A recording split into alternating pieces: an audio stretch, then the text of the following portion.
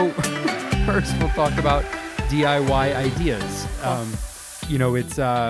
It's something that everyone talks about. I think to a degree, everyone wants to do something. Yeah, I agree with that. Whether it's not very much or it's overboard, city. But I guess it doesn't seem like there's ever a medium ground. No, there's not. It's one or the other. Yeah, it's completely unreasonable. Yeah, like either like you did like one thing or you just like went crazy. Right, exactly. You ordered koozies or you completely made, your entire centerpieces out of like paper mache. Yeah, which is impressive. Right. Well, maybe. I've also seen Pinterest fails one too many times. Right, So. yeah. So what DIY projects do you see most often?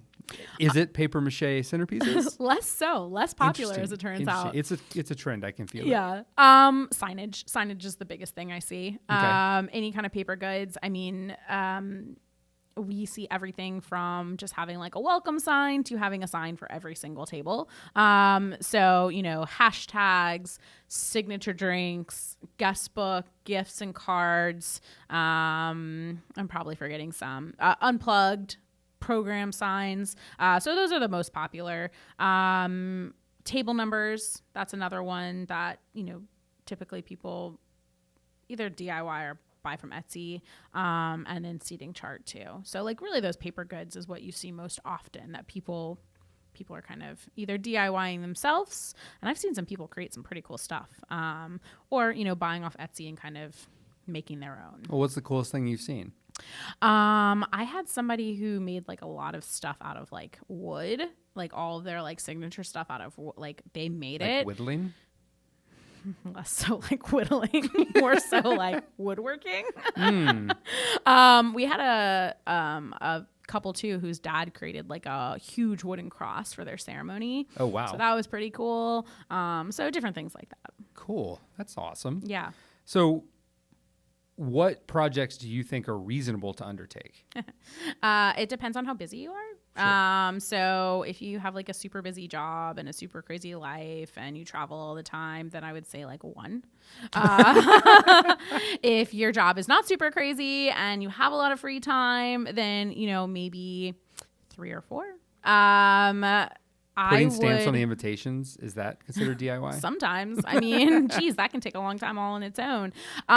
It just depends on how busy you are and how like big of the project. Like, are we talking about putting stamps on invitations? Are we talking about like, assembling favors? Or are we talking about like doing like a huge undertaking, like creating like paper mache centerpieces?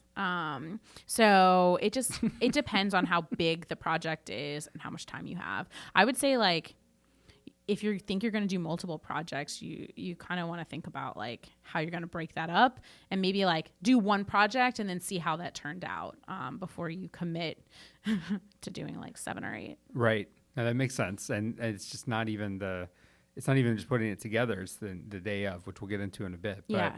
But what are some DIY projects that you've seen go very wrong? That was kind of creepy. Well, thanks. I don't know. I think centerpieces is probably the number one thing that we see go wrong. Interesting.